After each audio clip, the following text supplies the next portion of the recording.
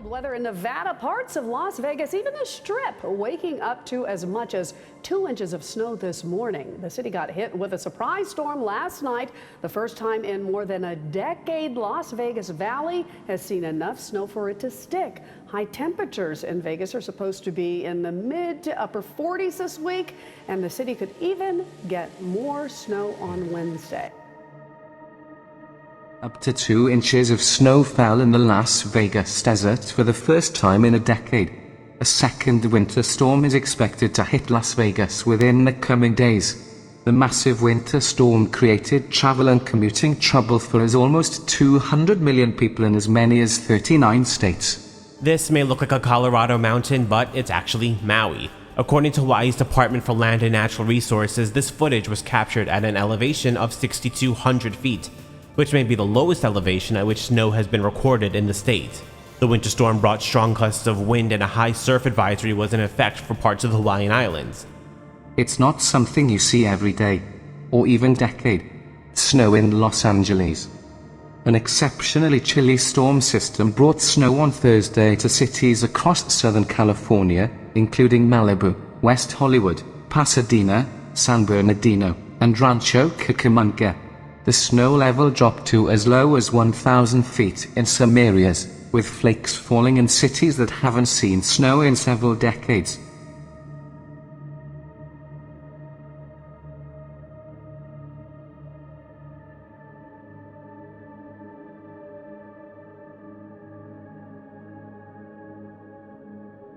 Look at this, you guys. Snowing in Malibu. This is an absolute first.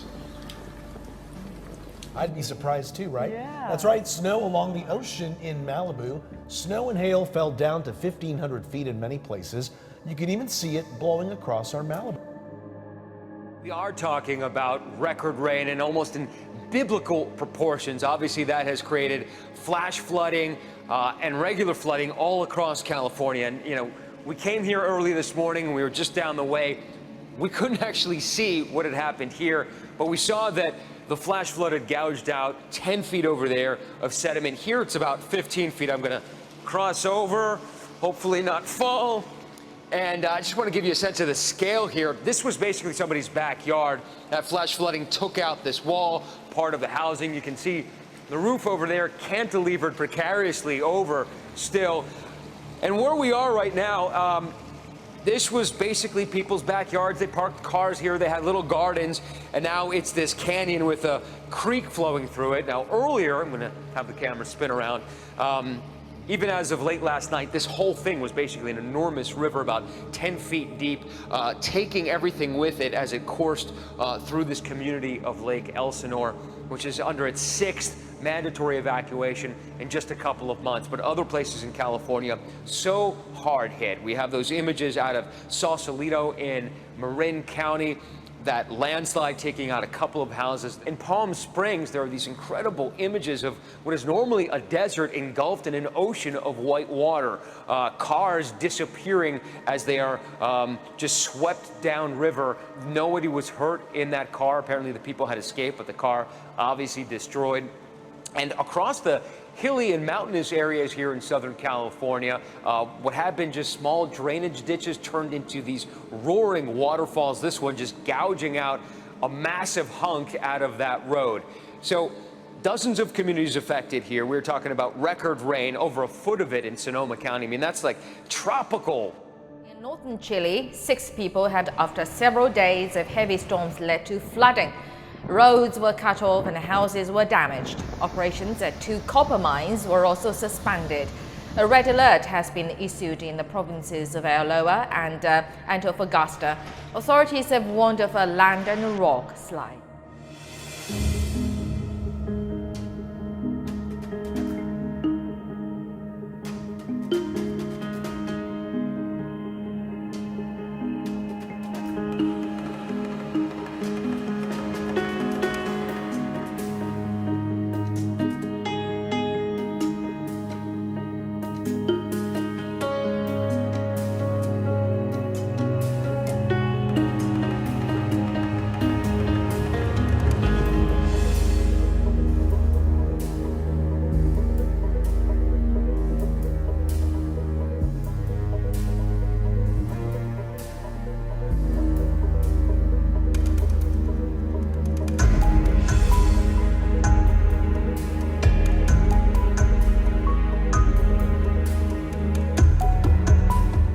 of hot lava and volcanic ash spewed from Mount Karagatan on Saturday, burying roads and forcing hundreds of people from nearby villages to flee their homes.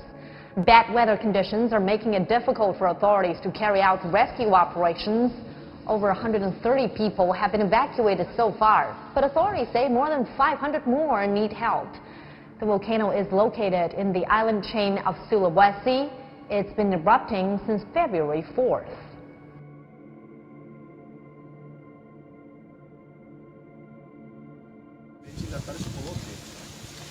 Masih ada isi itu solar itu? Ada. Kalau lunas kalau biasanya kemarin dia ini langsung. Kalau kemarin kalau ambil kemarin itu tunggu sabar.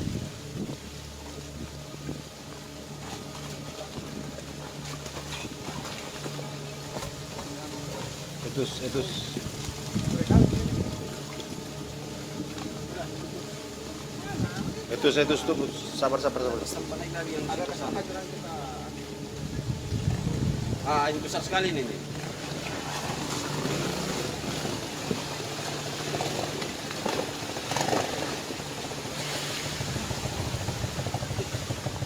PM on a Friday, and it's wild in the city's west. A super-sized summer storm roaring in at rush hour, turning roadways to waterways. In areas like Parramatta, around 60 millimetres rain came crashing down in one almighty dump. Weather so sudden and so bad, the SES had to pull 9 people from their waterlogged cars. How'd you get out? Through the window? Right through the west, stricken commuters forced to abandon ship. 4 wheels no match for the power and peril of this flash flood. Nor was Sydney's brand new trains, according to those on board. But it was the wild wind that dealt the biggest blow. Eleanor Street in Rose Hill today, a disaster zone as the flying roof of one house carved a chaotic trail. The wind was so strong, the windows blew out, with glass landing all the way over here as water and debris flew everywhere. One person remarkably made it out as the roof blew 50 metres along the street. I thought, oh my God, where is that landed? Who's it landed on? The supercell storm took no prisoners, from Porsches parked up in Parramatta to brand new Volkswagens. We just get out of the car because we were very afraid, and at the same time, tree just fell down. A double whammy for this florist who spent a working Saturday cleaning up. A retirement village in Toongabbie also among the worst hit. Almost like a tornado, and when the tree fell, it was such a shock. I felt as though the whole house shook. At the height of the storm, more than 40,000 properties were without power. Electricity crews today responded to more than 300 calls. Falling trees and roofs like this one at Parramatta North Public School, bringing lines down citywide. Now, firefighters in New Zealand have begun back burning. Now, thousands of people have in fact been forced to leave their homes after the deadly wildfires, which has continued to burn for quite a few days now. The wildfire began about a week ago. Authorities have declared it as a state of emergency, and no deaths, although, have been reported so far. Almost up to about 3,000 people have had to be evacuated from the Wakefield and the Pigeon Valley areas. Strong winds are expected to fan the forest fires today, with 155 firefighters battling the blaze and air support from 23 helicopters and 2 planes. Now, this was in fact the largest aerial firefight on record in New Zealand. The area south of Nelson, which has been affected by the fire, is majorly used for forestry, and some of the livestock has also been moved to safety. The New Zealand Civil Defence has set up tents to serve food for the volunteers, firefighters, and also for the security personnel.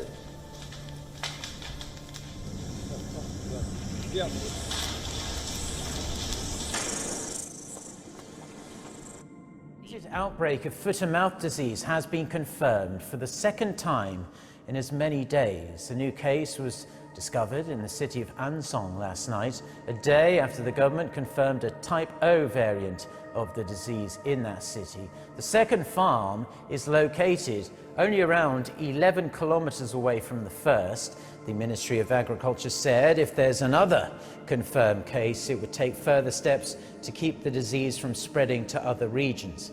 At the moment, a 24-hour lockdown is on all livestock farms within 3 kilometers. According to a report by Reuters, on Friday, acting U.S. Defense Secretary Patrick Shanahan said that the United States remains committed to defeating Islamic State in the Middle East and beyond. However, officials claim that European allies are skeptical of Washington's pledges. In recent weeks, U.S. officials have crisscrossed the Middle East in an attempt to reassure allies in the region of Washington's continued commitment.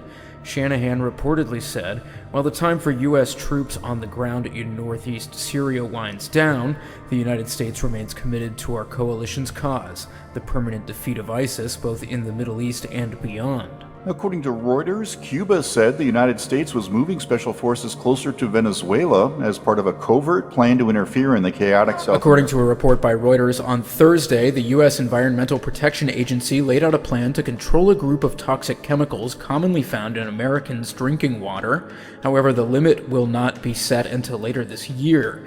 Acting EPA Administrator Andrew Wheeler announced the agency's per- and polyfluoroalkyl substances homes used by firefighters linked to cancer and other health risks.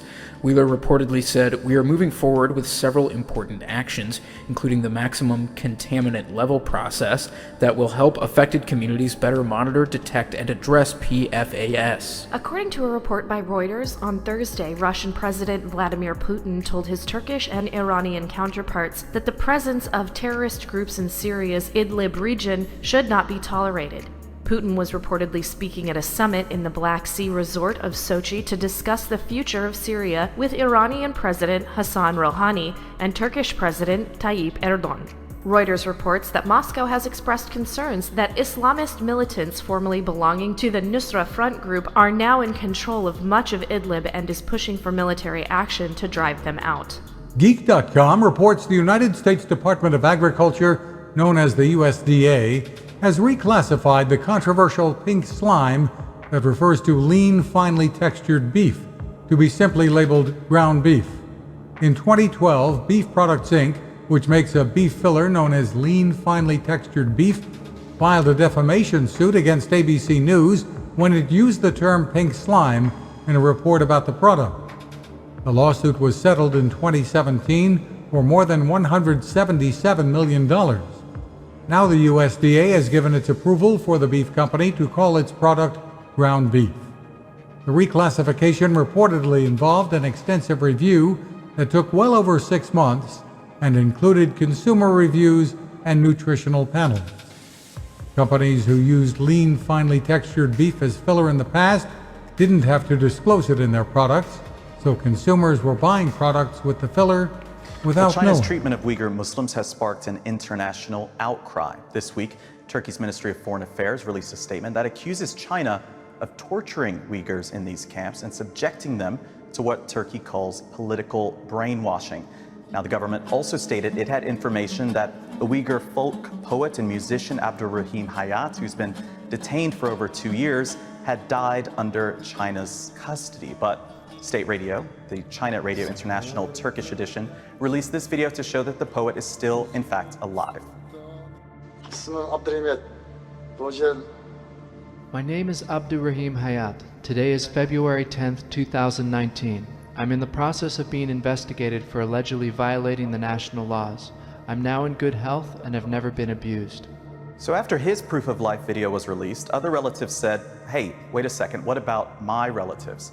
You can see some of the posts here that have popped up over the past few days, along with the hashtag #MeTooUyghur.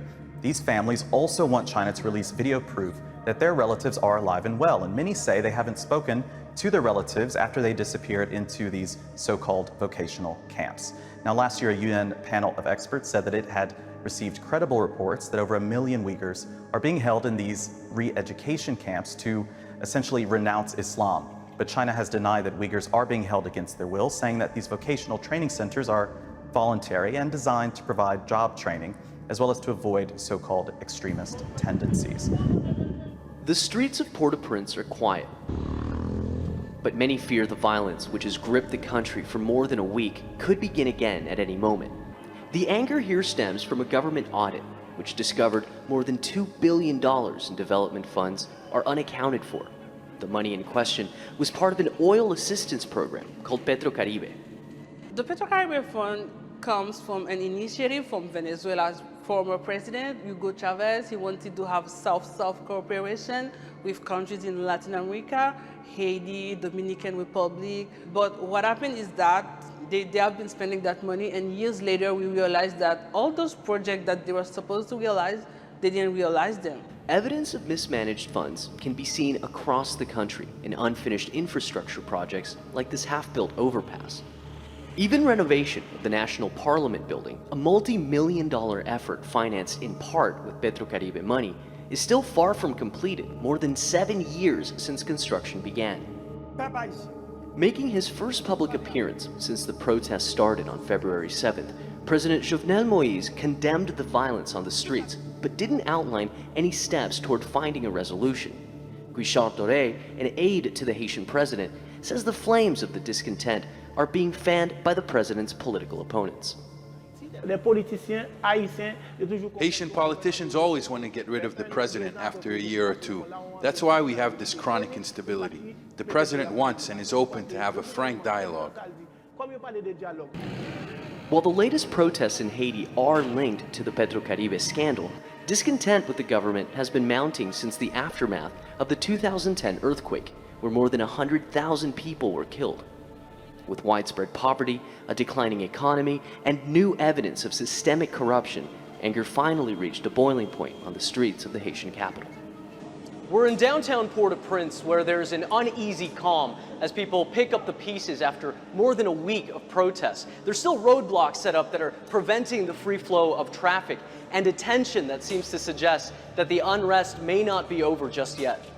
Anti-government demonstrators have renewed calls for more protests, continuing to demand the resignation of the president, a condition that Moïse has made no indication of accepting. The more moderate figures of the opposition are calling for a national dialogue, one that includes voices from all sectors of Haitian society. However, it remains to be seen if both sides will be able to find a lasting resolution to the ongoing political crisis. Manuel Rapalo, Al Jazeera, Port-au-Prince. The US may have changed the title of the Warsaw meeting, but that had little impact on its focus. From the outset, it was clear that this was a gathering aimed at garnering support for American and Israeli policies against Iran. You can't achieve peace and stability in the Middle East without confronting Iran. It's just not possible. There are malign influence in Lebanon, in Yemen, in Syria, in Iraq. The three H's, the Houthis, Hamas, and Hezbollah. These are real threats. There are others as well, but you can't get peace in the Middle East. Yesterday was a historical turning point. Some 60 foreign ministers and representatives of dozens of governments, an Israeli prime minister and the foreign ministers of leading Arab countries stood together and spoke with unusual force, clarity, and unity against the common threat of the Iranian regime. The government of Iran, whose president was meeting Turkish and Russian counterparts in the Black Sea resort of Sochi, described the conference in Poland as a circus. The US said 60 nations had convened in Poland as requested, but disagreement among the participants was evident. Some European Union countries sent low-level diplomats, apparently not happy with Washington's withdrawal from the Iran nuclear deal. American Vice President Mike Pence said he was saddened at the stance. The time has come for our European partners to stand with us and the Iranian people, to stand with our allies and friends in the region.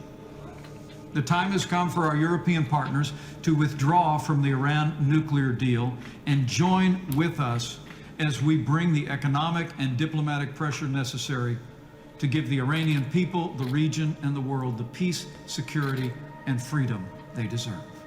Arguably, the biggest beneficiary from the Warsaw Conference was Benjamin Netanyahu, the Israeli Prime Minister, meeting publicly with senior ministers from Saudi Arabia, Bahrain, the UAE, and Oman. furthering his agenda of normalization with Arab governments. The Warsaw meeting was intended to further peace and security in the Middle East. However, critics will say that it may have very well done the opposite by enabling Netanyahu, whose government flaunts international law and continues to illegally occupy Arab lands, and by favoring a more confrontationalist approach rather than a diplomatic one when it comes to Iran. Jamal Al-Shayal, Al Jazeera, Warsaw. According to Reuters.com, the worst of the rain, snow, and winds carried by the so-called Pineapple Express, a river of warm air loaded with moisture, will hit California on Thursday and stick around at least through Friday. The weather system can be sourced from Hawaii. Many Californians have evacuated their homes to avoid being hurt by mudslides. It's already swamped several cars, flooded vineyards, and